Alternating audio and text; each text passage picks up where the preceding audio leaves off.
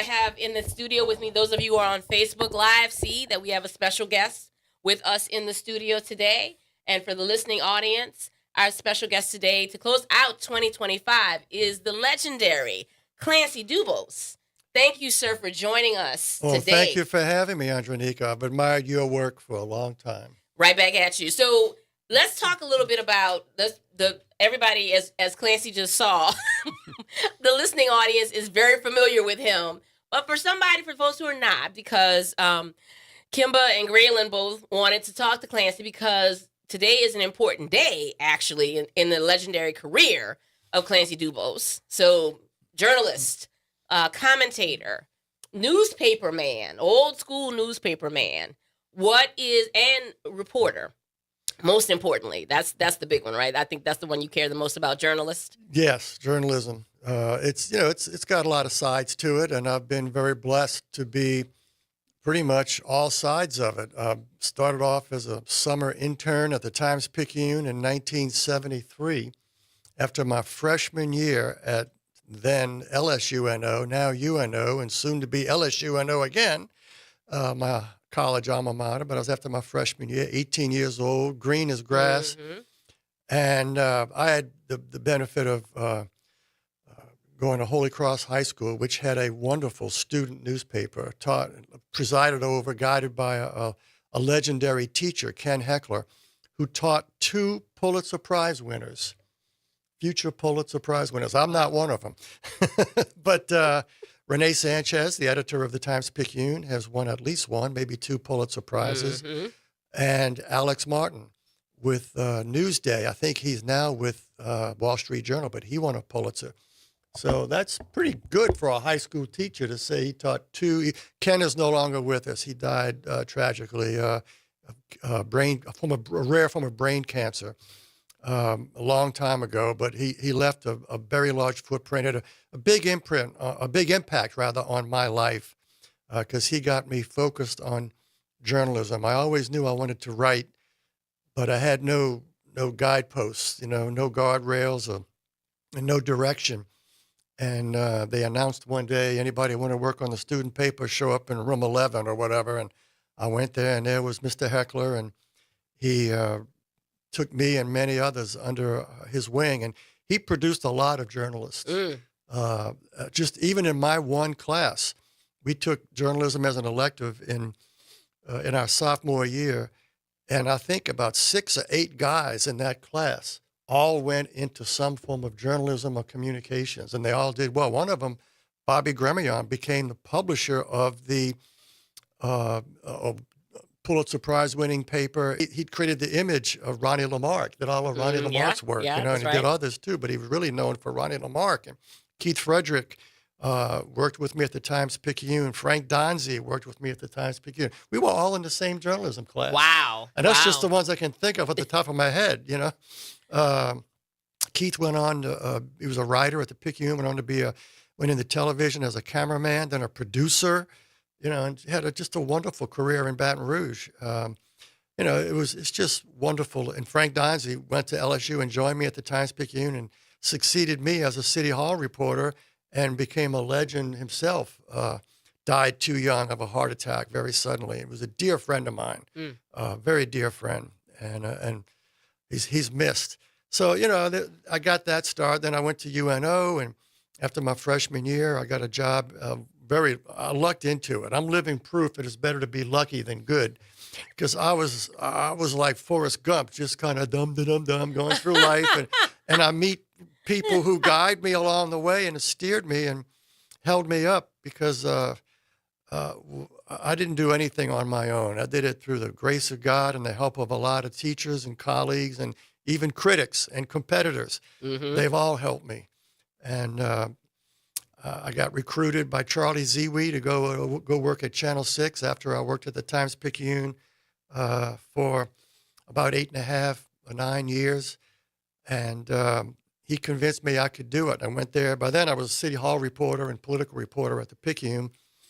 And this was in 1981, December 7th, 1981. You know that date, December 7th, a date which will live in infamy? Yeah.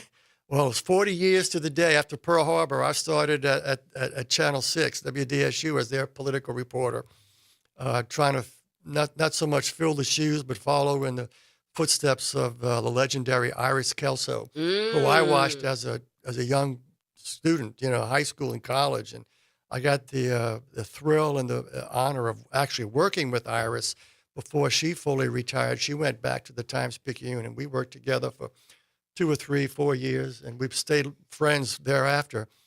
And but Charlie Zeeby convinced me to take a leap. I remember my first day, I woke up and I was shaving, getting ready to catch the bus because I lived in Mid-City. So I just catch the bus down to Canal Street and walk into the French Quarter to WDSU studios. And I remember shaving, looking at myself in the mirror saying, boy, you could be selling insurance in 6 weeks if this stuff don't work out right. Fortunately, Charlie and others taught me the TV end of journalism and guided me. And I was honored to work with not only Charlie, but some great producers and the camera people. Most of them were men, so I'll say cameramen, but I mean men in the generic sense. They taught me TV, and that was the best way to learn it because TV is all about pictures. Right. You tell the story with pictures, That's not right. with words. And I always gave them credit, and great producers as well, and wonderful news directors, and hopped around from various stations. And actually, the same day that I started working at Channel 6 in '81, I started working at Gambit as a freelancer, as their political columnist, and continued to do that, frankly, for 43 years. I Right. retired on this day, more or less, last year.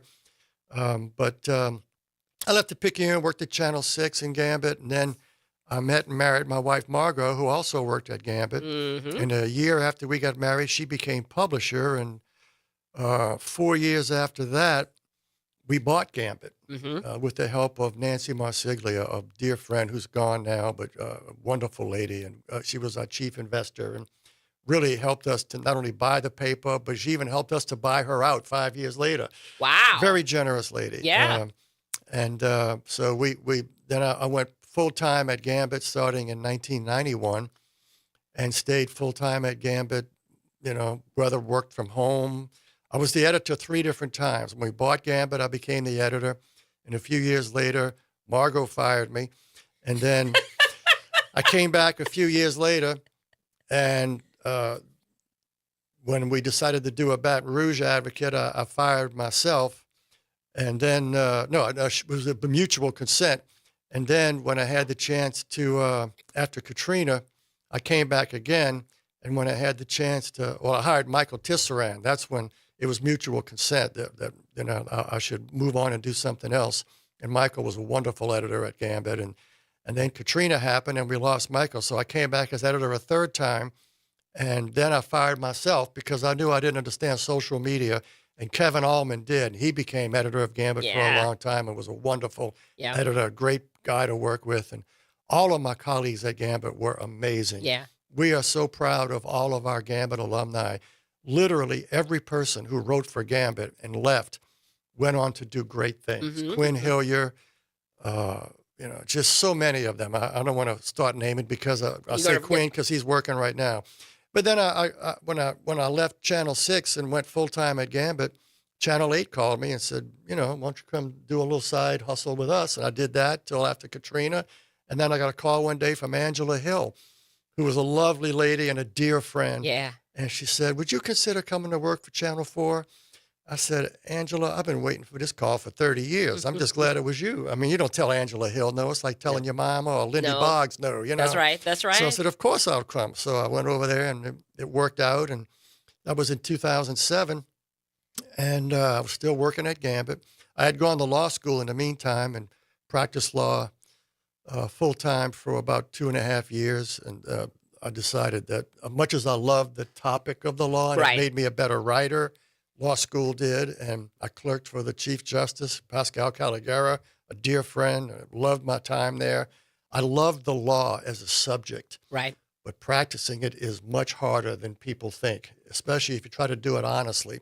And most lawyers do. The vast majority do. But it's still hard. It's a hard way to make a living. You got to love it the way I love journalism. So And then to wrap it all up, started at Channel 4 in 2007, and I've been there ever since. In 2010, the news director at the time, Chris Slaughter, and I were chatting about how to get me more involved in things. And I said, well, why don't I do an editorial like Phil Johnson used to do? I was going to say. And he said, that's a great idea, except he says, we're not going to call it the Channel 4 editorial. I said, what are we going to call it? He said, we're going to call it Clancy's Commentary. Make it your own. I said, really? He said, yeah. He said, you do it. And he said something that really inspired me. He said, and don't hold back. He said, swing for the fences. Yeah. He said, I know you're not going to be irresponsible, but he said, swing for the fences. Be bold.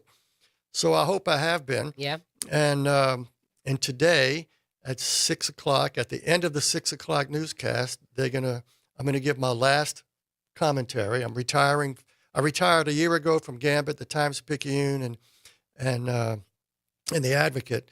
And just a quick go back to how I got back at the Times-Picayune. I ended my career where it started. In 2018, Margot and I sold Gambit to George's Media. John and Dathel George's made us a very generous offer and asked us to stay on for 3 years. And Margot stayed on for 3 years as an advisory capacity. I continued to write my columns and do some editing for Gambit. And then when Margot retired, I stayed on for another, 5 more years. Yeah. And retired at the end of last year. In fact, John brought me back onto the editorial board of the Times-Picayune and the Advocate. So I was working, when I retired a year ago, I was working harder than I've ever worked in my life. I mean, I was working, writing a column for Gambit, writing a separate column for the Times-Picayune and Advocate, writing an editorial a week for the Times-Picayune and Advocate, editing other people's columns. Right. And not everybody's, but a couple of people, and editing just general stuff, participating in meetings and planning sessions. And, I love what I do, but it was wearing me out. And I just said, I got to step back. So I did that a year ago, but I stayed on at Channel 4 for one more year. And I'm blessed that I feel very lucky and very blessed that I got to end my career where it started in print. And I got to end my career at Channel 4 where, believe it or not, before I even got a job at the Times-Picayune, when I first graduated from Holy Cross, a neighbor who worked at Channel 4 got me an interview with Phil Johnson. Oh, wow. And I thought it was going to be like 5 minutes, go in there, yeah, kid, good luck and all that. Phil was a legend even then. This was in 1972 in May. And I went in there shaking like a leaf. I'm going to be here with Phil Johnson. Man, I don't know what to tell a guy like that. Well, he's a third ward guy, just like I'm a ninth ward guy, and he just looked at me and said, so what do you want to do ultimately? And with all of the chutzpah that a 17-year-old would muster, I looked at him, and I can't believe I said this with a straight face. I said, I'm going to do what you do. I'm going to go on Channel 4 and give my opinion. And, 35 years, almost to the day, I started giving my opinion on Channel 4. So that was pretty wild. And so what did he say? What did he say when you said that? He smiled and said, well, and then he kept me in there for an hour and a half. He told me his life story about how he got into it. And, as a way of telling me there's lots of ways to do this. And there's lots of things you can do.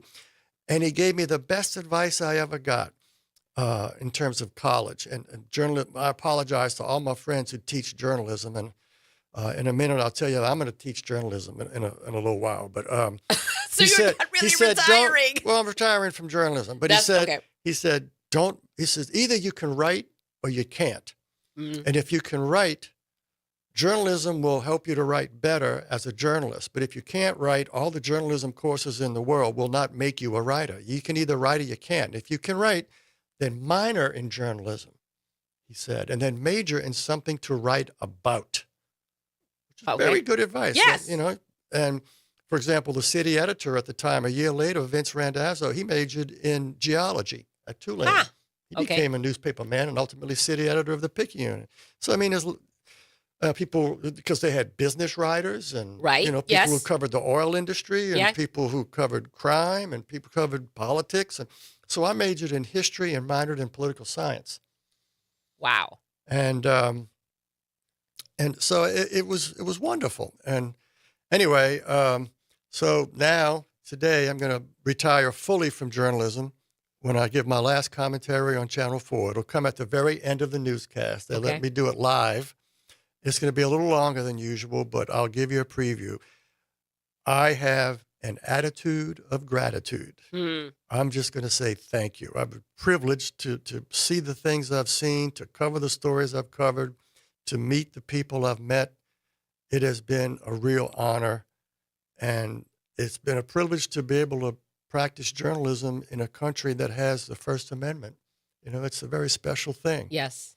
And thank you for letting me tell my little story. Well, no, we wanted to make sure, especially knowing today is your last day as a journalist, and we're so pleased and thrilled that you decided to spend this hour with us. We had to let. Well, I There's can't some tell. younger I could people- never tell you no, Antonika. You know. Thank you so much. We've got some younger people listening. I know how thrilling that was for me just to hear those names come up, particularly the legendary Phil Johnson, and to know that you sat with the man. And then I Who remember knew? that I had no way of knowing that one day You I could- would actually. you'd be his successor, right? Well, I mean, not really, because nobody took his place. No one and, took his and place. I certainly didn't fill his shoes. I just followed in his footsteps. yes. In fact, that's if right. you remember how he used to begin his editorials, he would always start by saying, "Good evening." Good evening. So for the first year or so, I began everyone by saying, "Good evening." It was just a hat tip to That's Mr. right. Phil. Yeah. And the nicest thing I ever heard about that was one day my wife and I walked into a restaurant, and a lady came up to me and asked me if I would come to her table and meet her mom. And it was Siobhan Johnson, who's married now. I forget her married name, but she and her mom was Phil's widow. And they both said, "We like what you're doing, and Phil would approve." Oh, I my said, God. "That's the nicest thing you could ever Yes. tell me." And I've become dear friends. I see Mr. Johnson at the coffee shop at Chateau Cafe, and Siobhan brings her there almost, pretty much every day that she's there. And my wife and I become dear friends of Siobhan, and Mrs. Johnson is just the nicest lady you could ever hope to meet. And she's so sweet. And I really appreciated the kind words that she and her daughter said to me back then. Well, but that's New Orleans, right? Isn't Yes, that like it is New Orleans. So much of it is journalism is incredibly important, and I love the fact that you made the point about the First Amendment and that the responsibility that journalists Yes. have in this country, and particularly here in New Orleans, to get the stories right, Yes. to get our stories right, and that's people take that very seriously Yes. here in New Orleans. You mentioned Angela Hill. And, all of these other folks who are, and you are definitely among the ranks of those folks. I want you to know that and you saw that, y'all weren't here before when the front porch ended, but both of them were like, we need a picture. We need a picture with Clancy, because you mean that to a lot of people, that you have been here telling the story of New Orleans, and most importantly, the story of New Orleanians. Well, thank you. It's been a pleasure and an honor. You're right about New Orleans. I love when I go somewhere and total strangers will walk up to me and say something, and people are so nice. Now, of course, not everybody wants to say something complimentary, and that's okay too.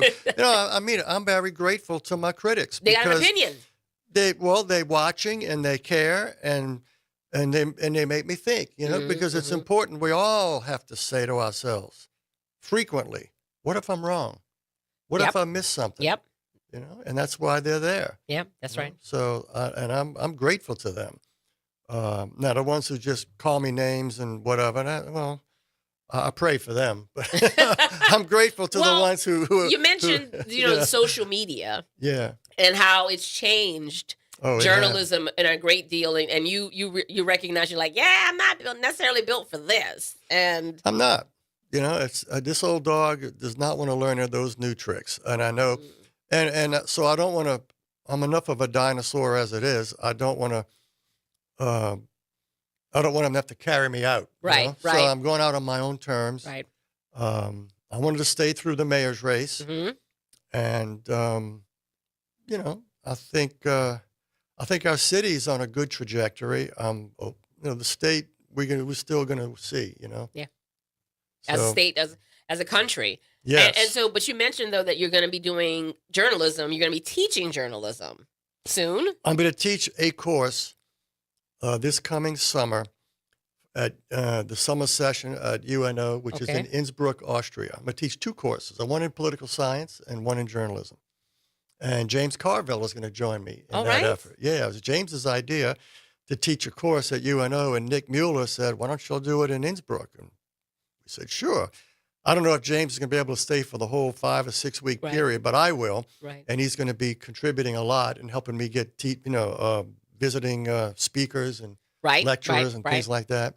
The political science course is going to be on current events, current issues worldwide. And the journalism course is going to be about opinion writing in the age of authoritarianism. All right. Yeah. And well, that's why y'all are going to Austria, right? Well, Austria is in good shape, but but they have the history. You're a history buff. Yes. And so they certainly know how to navigate their way through it. Is my point. And actually, this is the 50th year that UNO has its summer session in Innsbruck, and it's at the University of Innsbruck, which is a major university in Europe. It's got 25,000 students, and I've never been there before, so I'm really looking forward to that. And the transatlantic partnership is, on the bubble right now. Right. With all that's going on. Because there's rising authoritarianism all over Europe. It's already here in America. Yes. And, we have to be on guard against that. Yeah, that's right. So. Well, that's amazing. And also, too, I think that might be the way that you bridge, what you bring to this and how do we manage the new media, the new reality is working it out in the halls of education, right? Where we want people to learn how to be journalists. Right. We want people to learn how to be good writers. We want people to learn how to think. And part of it is instead of doing it in live, working it out in the relative safety. I mean, even though education right now is under, that's one of the hallmarks of authoritarianism. Right. And fascism is you start attacking those institutions of learning and leadership. And so, but it is a great place to start that pushback and arm that next wave of journalists, those next wave of opinion writers, because we're that's an area where we're struggling. I mean, I know we spend a lot of time. I know we teach people inside of the work, and when we talk about community development and policy and advocacy and activism and organizing, we teach folks to get really good information from trusted sources. But those sources are shrinking.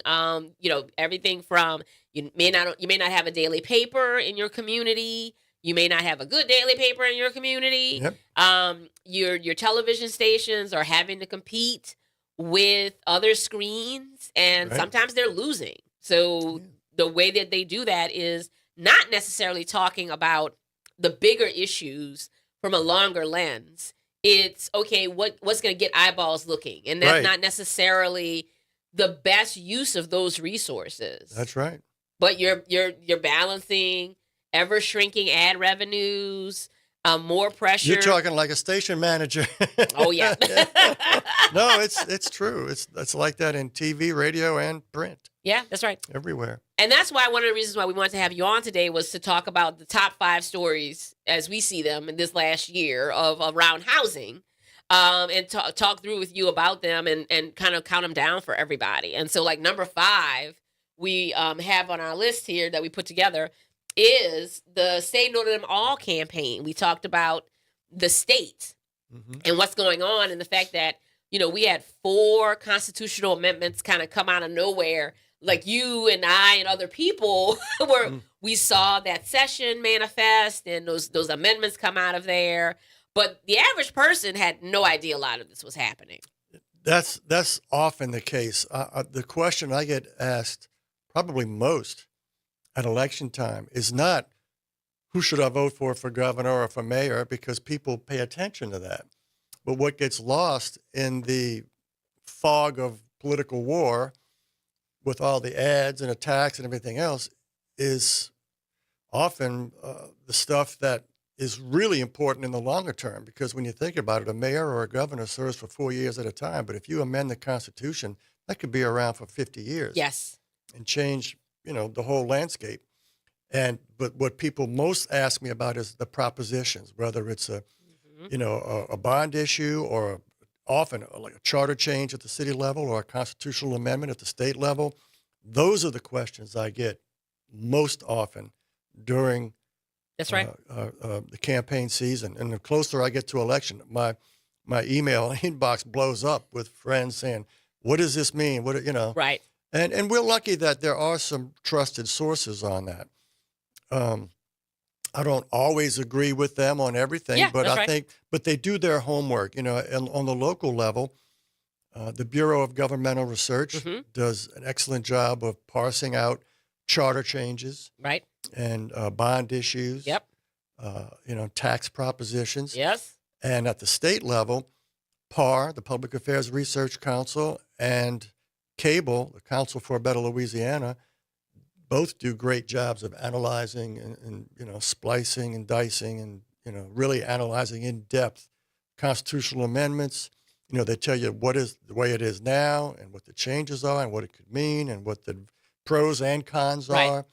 It's really really well done. So a lot of journalists rely on them. Yep. And That's then right. we do our own homework too. But they give us a good objective place to start. And so it's also important to kind of connect those things. Sometimes people are like, "Oh, what does this have to do with housing? What does this have to Yeah. do with my community?" It seems like my government officials just want some small changes. And that's why you need that kind of analysis, because sometimes it's unintended consequences. Oh, that's a big, a big issue. You know, sometimes you solve one problem and create two more. Really, We're good for that. that's an issue. We're good for that. So next one is a big one, right? It's actually people when we came up with the list, and you should feel free to interject when you come up about this. We talked about this, and the listening audience is going to be like, "Wait, why is this number 4? Katrina's 20th anniversary." Sure. That's that's what we ranked as the number 4 story Yeah. here in Louisiana, here in New Orleans. Which means is what y'all gonna be like? What are the other ones? Well, Katrina did to New Orleans what the internet did to newspapers and Uh, television and communications and retailers. When you think about yes. it was the big disruptor. Yep. And I'm not trying to gloss over it and ignore the human cost, the deaths and the loss of people lost their whole neighborhoods. They lost family, they lost friends. Sometimes the neighborhoods themselves, the lower nine, is still trying to get back to Still where trying. it needs to be. Yep. In the East, I grew up in the East. I grew up off Diamond Road in Pines Village, and it's always been a struggle. Um, I think you're right. I think Katrina should definitely, the 20-year anniversary of Katrina should definitely be on this list. People can debate whether it should be 4 or 2 or 1 or whatever, but the top 5. I put them all up there, sort of co-equal. Right. That's right. But I know what it's like because I do when I do my winners and losers. That's I right, always that's right. rank them one to whatever. But and you were and- here. You were oh, working. I was here. I was You were I working was here. during Katrina. Yep, I was here, and that was the last. That was after the second time I was fired from being editor because my wife was the publisher. I say fired. We talked it out, but it's So just that's why I laughed. I was like, and I know Yeah. Margot, if she was gonna fire you, Yeah. that wouldn't have been how. If you were really gonna be fired. Yeah, but no, we always figured out what was best for the paper Yes. and good for our marriage as Yes. well. We coming up on 40 years, by the way, in May. Wow. That's another reason why I Congratulations. retired. I want to travel some. But anyway, the Katrina, I was working from home, and we had 52 employees. I'm going to tell the story of Gambit, but think of what I'm telling you writ large is Mhm. what churches and schools and businesses all over New Orleans dealt with. Yeah. This is just little man, big story. We had 52 employees when Katrina hit. We were out of business for 9 weeks. Our office, we didn't, Margot and I were blessed. We lived not on the sliver by the river, but on the flake by the lake. We were in Lake Vista, and we had my backyard was a levee, and that levee held the lakefront levee. Mhm. It was the drainage canal levees, not the levees, the flood walls that Right. failed. But my street was, and the streets around me were high up, relatively speaking. High is a very relative term in New Orleans. But we didn't even have water on our street, so my house was spared. But we had 2.5 feet of water in the Gambit offices, and our offices in Mid City were Yep. in a building that was a raised slab. Our slab was 3 feet off the ground, so they had 5.5 feet of water in that part of Mid City. But the first 3 feet was below our floor. The top 2.5 was just below where the desktop is. Oh, wow. So our computers didn't flood, but some of the stuff, everything on the floor flooded. Yeah, yeah. And we lost a lot, and we were devastated. But the biggest loss, the computers and the walls and the building, we had insurance for all that. What we really lost was more than half of our people.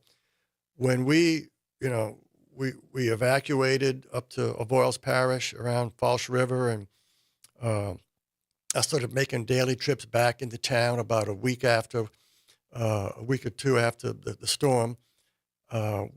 Because I could get to my house. Right. And the first time I went to Gambit, we had to go through water. I made friends with some of the Massachusetts contingent of National Guardsmen who were guarding our neighborhood. And I brought them it was like barter system. I brought them some things that they needed because they couldn't get it. And I said, they said, what do you need? I said, I need to get to my office. So they took one of their great big trucks and put a couple of guys and said, go with this man, do what he says. Mm-hmm. I was exploring, I had no idea what to expect. It was just, you could smell the mold already, the muck on the floor. Yeah. It was heartbreaking. I got pictures on my phone of that, and man, it was tough. But basically, Margot and I crawled back, and we reached out. Actually, we had a lot of help. We belonged to Gambit's Trade Association. There were papers like Gambit all over the country. And when they saw what happened to New Orleans on their own, they took up a collection for us, and we used it to pay our employees. Margot and I didn't pay ourselves anything. We paid our employees through the generosity of friends. We didn't ask for help. They just did it. And that was so generous. We're forever grateful. And it allowed us to get our employees paid. And out of 52, 22 of them came back after 9 weeks. Wow. We were able to locate them. Some of them, and we didn't pressure anybody. We said, if you want to come back, we bring in the paper back. And we were the second business to come back in Mid-City. I think the first one was Parkway Bakery and Tavern. And when we Yes. opened up, the owner sent over a box of poor boys. He Yeah. said, welcome Yeah. back. It was Yeah. so nice. Yeah. And when they wheeled in the day that Gambit came back, it was November 1st, which is an important day in New Orleans. It's Yeah, All Saints Day. All Saints. It's where our Saints football team gets their name because the franchise was awarded on November 1st, 1966. I didn't know that. That's why they got the name Saints. Ha! Okay. Yeah. Learn something new every day. Yeah, and and in New Orleans back then, All Saints Day was a public holiday. City That's Hall. all I remember The courts used to close Oh, on All listen. Saints Day. In City Hall would Edgard, close. I thought it was. I was like when we grew up, and I was like, wait, why is All Saints Day no longer a Well, holiday? It was a great day for me because that's also my birthday. So I always had a day off of school on my birthday, going to Catholic school. But it came back on November 1st, 2005. Our first edition hit the streets, and CNN's morning show, Miles O'Brien was the co-host then, had me on for 4 minutes. He did a 4-minute infomercial on Gambit because they were looking for things. Right. The interview was conducted at the breach of the 17th Street Canal, which flooded Lakeview and Gentilly and a lot of that. And it was one of the worst breaches. And that's where they set up. So I was out there in, shrimp boots because it was mucky and muddy, and it was a very humid day. And he held up the paper and said, look at this. It's 64 pages. How did you get so fat? And I said, man, people are glad to be back. And when they wheeled in the Gambit at the Bluebird Cafe on the Britannia, I think it's on Britannia Street back then, one of our associate editor, Candace Graves, was there with her husband and kids on a Sunday morning, and they wheeled in Gambit. And when people saw him putting Gambits up, they stood up and applauded. Oh wow, that's right. Because that's one of the things anybody who's familiar with. People wanted something that they could relate to. Yes. That showed something was still there because there was nothing was normal, and all of a sudden there's Gambit. It's normal. It's normal. You know. Yeah. And I came back as the editor because Michael, his parents were getting older, and he said, I got to go back home to Illinois and be with my folks. And he and his wife and kids, and I couldn't blame him. You know, and we told everybody, you know, good luck. You know, we're going to miss you, but we're going to go forward, and we know you are too. Michael and I stay in touch. You know, we're very dear friends, and he's written several books, and he's a terrific writer and editor. And anyway, when Candace told us that story in the first staff meeting, we all cried, you know, and for 6 months afterwards, I would walk down the street and strangers would walk up to me and say, thank you. And I'd say, for what? It said, for bringing back Gambit. Coming back. So, well, it wasn't me, it was the whole staff. And and that's the way it was for everybody. Yeah. You know, we were all just New Orleanians. But of course, there was a darker side to that too, because in the immediate aftermath, it peeled off, it ripped off the Band-Aid that had been put over the economic disparities in the city. Right. And that was something. And that's why, that comes back to why it's one of the top housing stories, because we still have so many New Orleanians who haven't yet been able to come back. I think there's some that still want to come back or would come back. Yep. And or even if they're not going to come back, but they feel a sense of loss because they lost their homes, they lost their churches, they lost their friends, they lost family, Yeah. they lost their neighborhoods, they lost their schools. Yeah. You know, For a lot of people, I mean, it's the inability to make a choice, right? There are some people who moved to other places and said, I like this better, but there are a lot of people who just didn't get that choice. right? And weren't able to fight their way back. And it's like, why did it have to be a fight? Right? Yeah.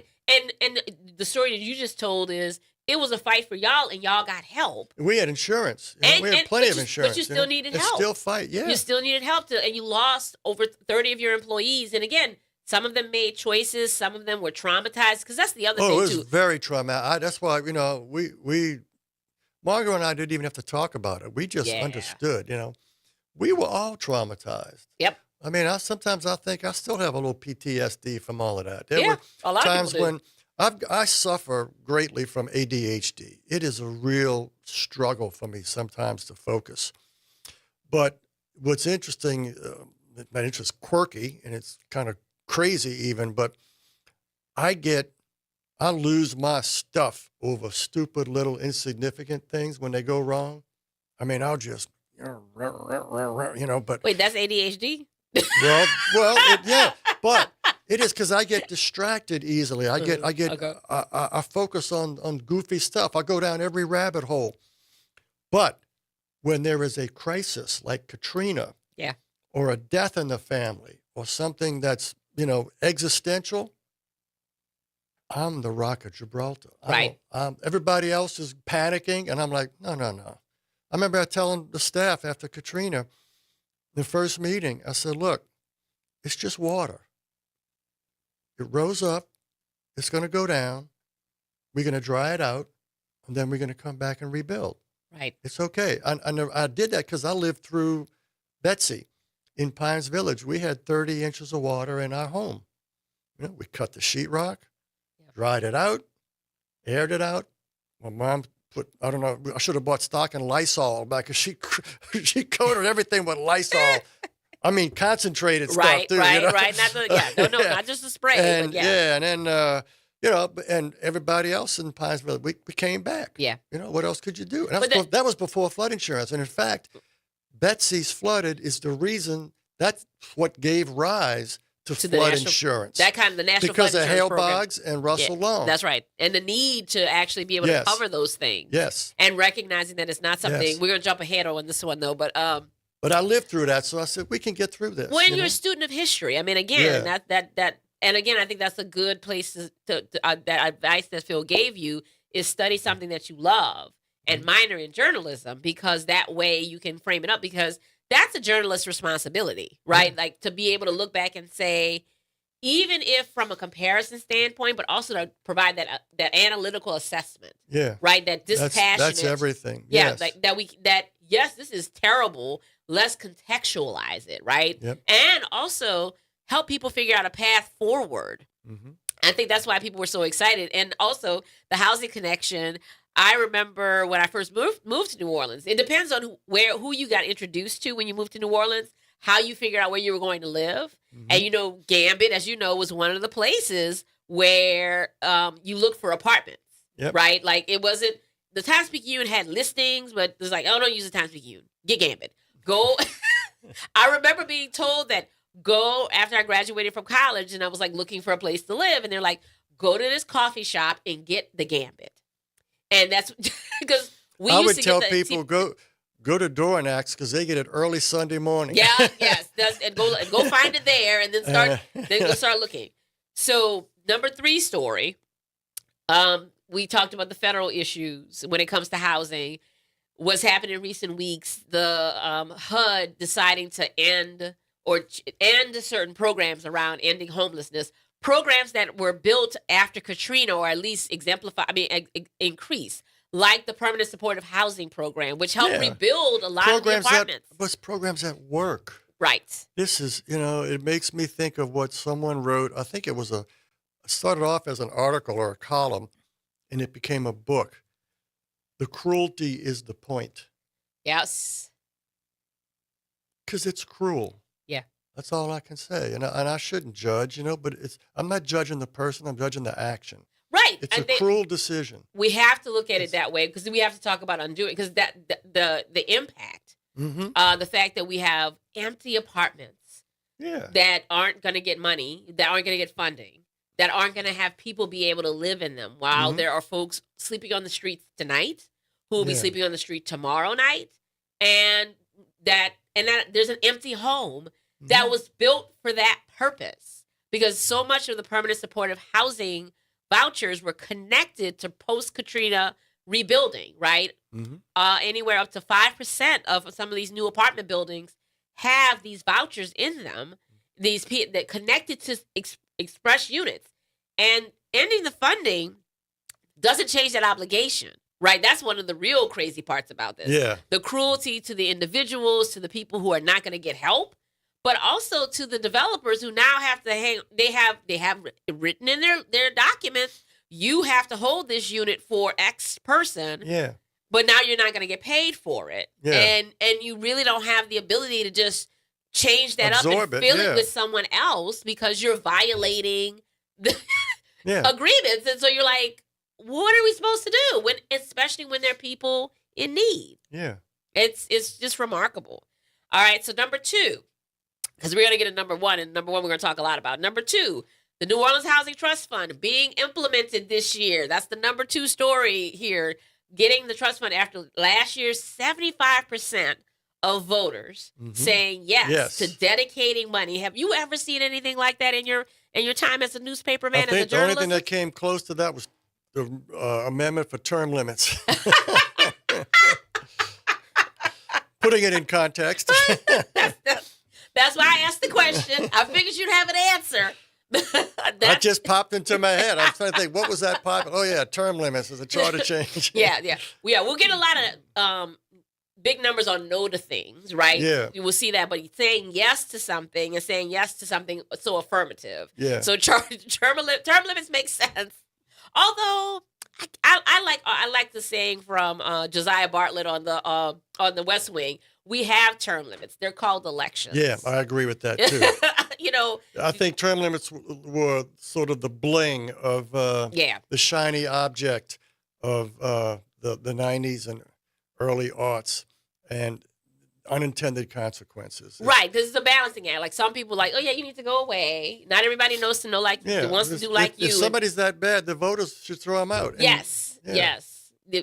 But I agree. We seem to have a problem with that. So, but the trust fund, so other than term limits, 75% of voters, and then this year moving through that transparent process to get it actually done, get the funds allocated for it, getting the and hopefully getting the dollars moved out, and that'll be the big story of 2026, getting the dollars on the street. Yes. But we mark that as the second biggest story of 2025, because we showed that we could do this thing, right? Yeah.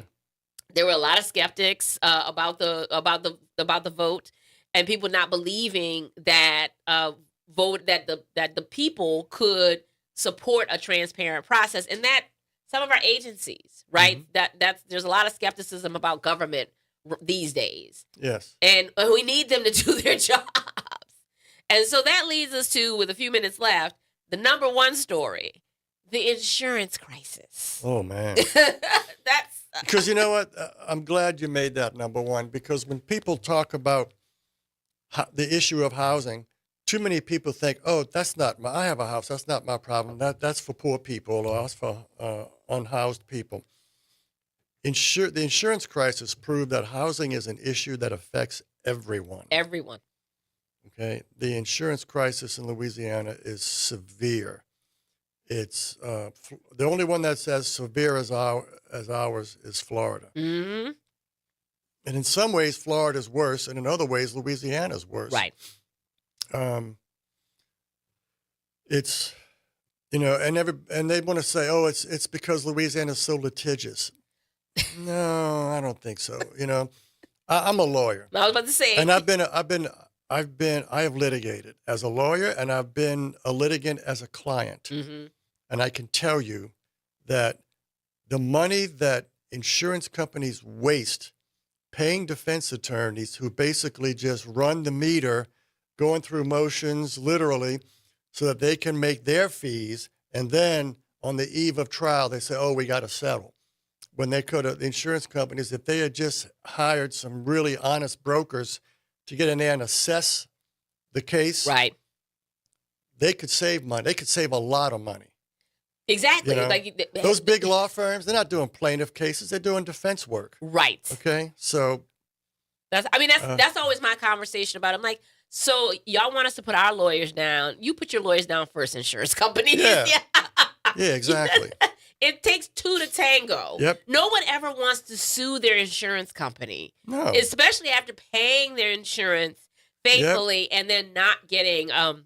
There's a group called White. If they would just get, tell their adjusters, do the right thing, and get in there and see it, and then before you litigate, let's have a mediation. Tell us what you got, why is this and why is that, and then let's see if we can, because they'll spend, $30, $40, $50, $60,000 defending a significant claim, when they could have just offered that much more and settled it without all the time and everything else, or maybe even save money. Right. That's right. That's right. So, And also, you've got to go back to the root cause of this too. Is this process? And we get it. I get it. And I know you get it. This is a business. We're clear that insurance is a business. yes. But when you contrast that, you mentioned earlier, and I wanted to circle back to it.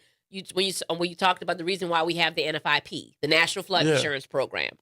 So there was a recognition that insurance companies did not want to do flood insurance without charging astronomical amounts of money, and that this is something that the government needed to be doing to protect folks. Yeah. But it was also a way of protecting insurance companies, right? It's the asset that you're insuring. There's another partner. There's someone else with deeper pockets that is going to be protecting it against something like flooding. Yeah. Especially in areas, and nowadays there's not many parts of the country that don't experience some kind of flooding Or other natural disasters. or other natural disasters. Look at the tragedy of California's wildfires. And these were expensive homes. That's right. That's right. Movie stars, producers. Yes. High-end folks wiped out. Yeah. And then, not just California, you have wildfires all over the West. And you have winter storms. You have blizzards that create tremendous harm that FEMA needs to respond to under the Stafford Act. Tornadoes all across the West, and not the far West, but the plains, all across, like Oklahoma, Kansas, Nebraska, even into Arkansas. And look at, and then hurricanes now, look at, who would have thought that the mountain region, the Appalachian region of western North Carolina, around Asheville, a really high-end place, wiped out. Right. Whole communities just flood, communities that are on the side of a mountain. Right. The floodwaters came down and wiped out entire towns. Right. That's right. So, and, that gets into climate change, but Yeah. but it's climate change is real, and if you don't believe me, just go look at the last 20 years of storms. Yeah, that's right. You know who recognizes it? The Insurance insurance companies. companies. That's They- why the rates are up. That's why The the rates government are may up. not want to acknowledge it, but the insurance companies, they got skin in the game. That's right. That's so right. they recognize it, And that's part You of know. the tension that it's and that's the insurance crisis we got here. right. You know? That's right. It's Uh, we didn't get the right investments. We didn't get the right Yeah. like people weren't able to pay out their claims. Mhm. Some of that you can blame on a number of people, including our insurance companies. Yeah. But Last also, year, but also, 46% of claims were denied last year. wow. 40, the Weiss reports came out with that earlier this year. 46% of Of- claims submitted in Louisiana were denied outright last year. for storm damage or Anything. what? Anything. Anything. Just Just claim, just insurance claim, claims, just just denied. denied. Which is why when people start talking about the tort reform, we're like, yeah, it 46% shouldn't just be denied, Yeah. right? Like that shouldn't be what you're doing. That Now, means does that you're- include health insurance? no, just Okay, just just- for homeowners, Just homeowner claims. Homeowner Wow. claims. Wow. homeowner claims Wow. in 2024. This is 2024. Yeah, I did not know that. Yes. Wow. Yeah. That's an eye opener. Exactly. It's And like that tells you. that tells you how they're moving and how they're maneuvering. Well, and look, insurance companies, they've got their own algorithms. Okay. They Yes, could they have do. invented artificial intelligence because I think they did. I think they did, yeah, because they know that if we deny 46% of them, some percentage, a significant percentage of that 46%, you said, Yep, will say, okay, they'll give up they will. because they don't have access to a lawyer, That's they don't right. know a lawyer, That's or, right. and they don't know that they could sue, and Yeah, so that's how they save money. yeah, exactly. I mean, that's part of it. And No, look, some of them maybe should be denied. I don't Right, doubt right, that right. for a minute. They got people who are trying to get over, but almost half. are you saying that almost half the people in Louisiana are cheats? Right. I don't believe that. That's right. Who filed claims? And people Yeah. file claims for a number of reasons. A tree Yes. fell on your house. A car. Like how many? You're a newspaper Yeah. man. That's a kind of frequent thing now. Cars running into houses. That Yeah. happens I- way too yeah, often. Yeah. It happens a lot. I saw one on next door the other day. Person who was actually out of town. They're abroad, and their neighbors called them and said, "Yeah, a car ran into your house." Oh, geez. And Boy, talking about ruin a nice vacation. huh? right, and they're trying to get camera footage and all this other stuff like Yeah. that because the car ran into the house and the people got the car towed away, and because the homeowner wasn't there, they Yeah. left. They, Wow. the people pulled their car out and left. Nobody took pictures? No, they just. Oh, man. What kind of neighbor is that? I would have been out I there. was like, what? So they're trying to go through camera footage to yeah, figure out yeah. who was in the neighborhood and all this other stuff like that. I'm like, Wow. but yeah, so again, people file claims for too many reasons, and again, that's why when we talk about how this is a housing situation, we've got to make our homes stronger, and we can actually do that. And the state is making an effort with fortified roofs. That's right. And Senator Talbot has actually done a very good job, and he's working on it to make it even better. Yeah. Because we've got to get the And, numbers up. Like we got And I think 10,000 so one far. of our new council members, Matt Willard, has done a lot of work on yeah, affordability and yes. housing insurance issues. And- Councilmember-elect has done a tremendous amount Yes. of work. We've had him on the show a couple of times to talk about that. Well, that I've known increase. Matt's father Matt's dad, Dominic, and I are friends for close to 40 years now. So I've watched Matt grow up. I know what he was made of. Yeah, I'm not yeah. surprised he's doing as well as he's doing. Yeah, I'm that's proud right. of That's him. right. That's right. So that is our top five. Our top five. I'll tell you, let's hope and pray that 2026, the top 5 are all good news things. huh? Amen. Amen. There you go. That I will second that emotion. So Clancy, thank you for joining us on your last day as a Well, journalist. Thank you for having me. We have to have you back at some point just to check in. I want to hear about Innsbruck. Wait, is it Innsbruck? Innsbruck, Innsbruck. I want to hear about Innsbruck. I want to hear and I also want to hear about we're going to do another show with we hope in the coming years on how journalists cover housing stories. Because you guys, Gambit again has been a leader inside of this. You've been a leader inside of this. But again, how do we adapt Yeah. to the upcoming system? Because like that incident that I mentioned to you, I saw that on Nextdoor, right? Ah, I yeah. didn't see that on the news or anybody's Yeah. paper. We saw it Yeah. on Nextdoor where the person's pleading See, for that's help. an example where social media can really do a lot of good. Yes, that's right. Mhm. That's right. That's right. Providing good information. But I tell people it's kind of like shopping at Marshall's. You know, you got to go through a lot of stuff you don't really want to get to that, Hart, Schaffner, and Marks, or that one Johnson and Murphy shirt or pair of shoes you're looking for, Yeah, don't go into Marshall's thinking you're gonna just get a deal. You Yeah. gotta You gotta put go the work through. in. So, I should say it's like shopping at the thrift store, right. That's right. You That's know, right. you That's right. everything's secondhand, but some of it's pretty good. Yes, you that's gotta right. you gotta weed through stuff that you might not be interested in. But yeah, But we can. It shows that it's possible, yes. right? That it's good. There's good information out there. We need responsible journalists. We need responsible leaders, and we need responsible and educated citizens. That's Oh man, I yeah. don't know if it was Thomas Jefferson. I forget who Jefferson gets credit for it, but I'm not sure if he's the first one who said it. But the price of liberty is eternal vigilance. yes, yes, And yes. that's, if you're wondering why America is where it is, it's because we, the people, have not been vigilant enough.